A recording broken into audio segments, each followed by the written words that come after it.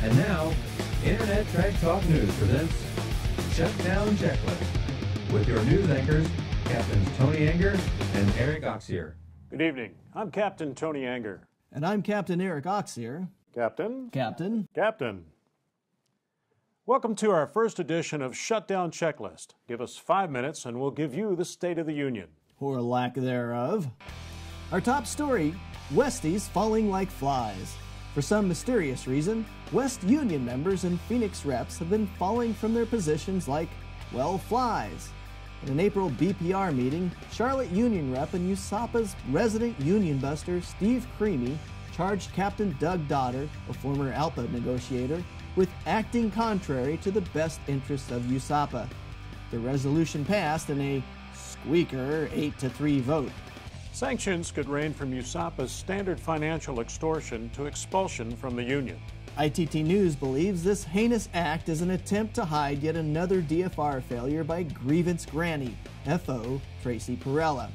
For the complete story of this and other Cleary and cowardly acts, log on to internettrashtalk.com. In a related story, President Cleary fired First Officer Mark Berman from the Security Committee for the crime of being a plaintiff in the Addington case. In addition, the union accused without proof First Officer Berman of identity theft in the infamous Addressgate affair. Contrary to the union's ridiculous accusations, Mark is an outstanding officer on the Phoenix Police Force and was by far the most qualified member of the Security Committee.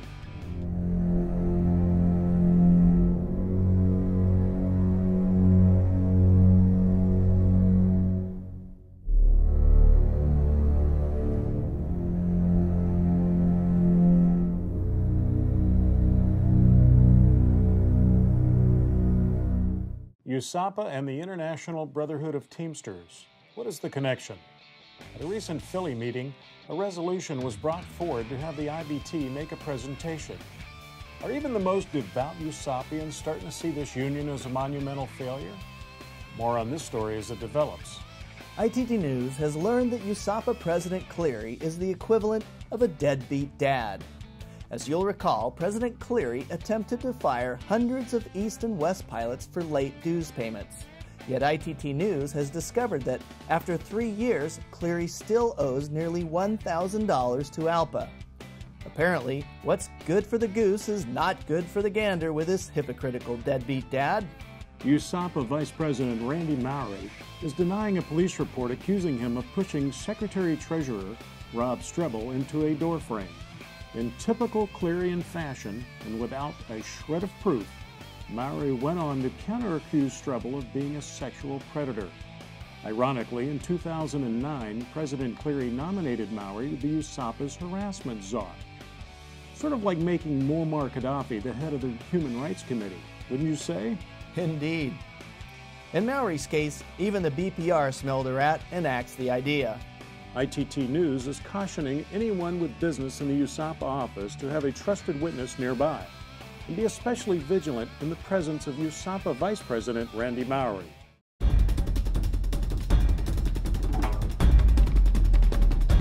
This just in, a NAC update on contract talks.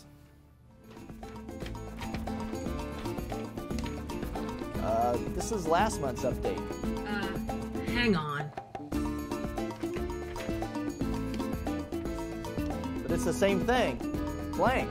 Look, buddy, I just work here. Okay, and another negotiating advisory committee update.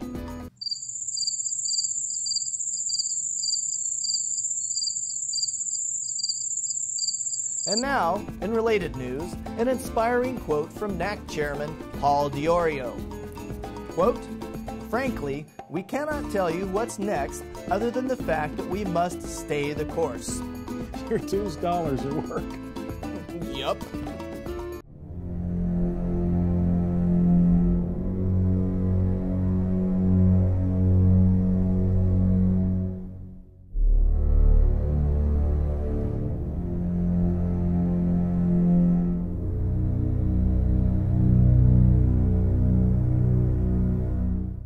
In a recent union message, President Cleary said the following: "The honesty moral character and integrity that we have applied to our obligations during negotiations have been met with exactly the opposite from management.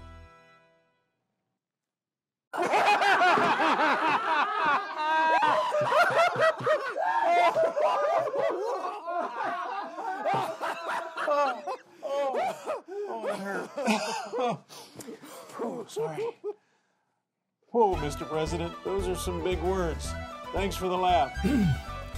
And now for our ITT News legal update. Folks, it's time to dust off those suits, ties, and DFR for Dummies books. We'll see you in court again. Still caught in the Judge Wake turbulence of the Addington case, USAPA has taken another silver bullet. Yes, folks, Judge Silver denied USAPA's motion to dismiss the company's declaratory judgment case. And let's not forget to welcome our newest contestant, Johnny Come Lately, better known as the company, just emerged from a 6-year hibernation. We will refrain from making predictions at this time other than to say that we like our chances. But don't forget, everyone, our chances come at a price. Open your wallets to Leonidas like your career depends on it, because it does.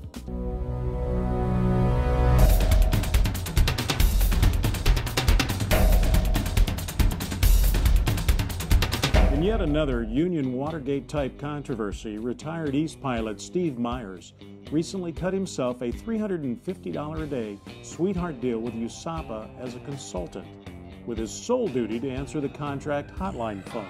Last April, our 3 West reps, along with 3 East reps, wisely voted against this onerous, money-wasting venture.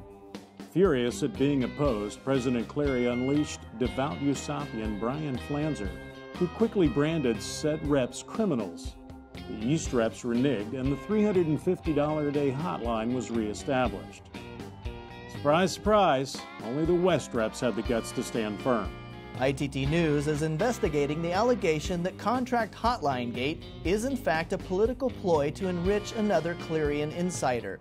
We've recently learned that Steve Myers may soon be replaced by John Brookman, a close relative of none other than Grievance Granny. Cha-ching! Nepotism is alive and well in the Clarion camp. On May 27th, President Clary filed another dues-wasting, frivolous lawsuit, this time against the company for alleged breach of status quo. Remarkably, Eric, it was filed without BPR approval. But it will come as no surprise to our viewers that the BPR met with the news with deafening silence. And you know, Tony, only the West reps pointed out that the USAPA Constitution and bylaws did not give the president such leeway, to no avail. With its silence and its collusion in myriad other presidential acts, the BPR has failed miserably in asserting its authority and has relinquished all control of the Union over to a single man, Das für Clary. Therefore, ITT News proposes that this spineless group of so-called union leaders, called the Board of Pilot Representatives, be known from here on out as the Board of Puppet Representatives.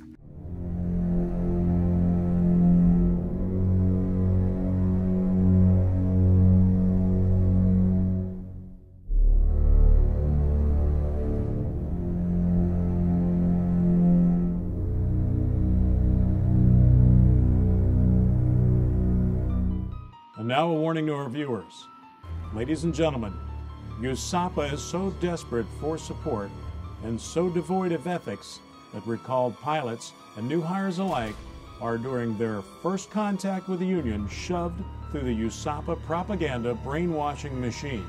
Manning the spinning machine is F.O. Courtney Borman, whose titles include Furlough Committee Chair, Resident Phoenix Spy, and Stormtrooper in General, has been tasked by High Command to instruct recalled pilots and new hires on how to perform job actions. Borman, a pre-merger furloughed pilot himself, is shamelessly inciting probationary pilots to put themselves in harm's way.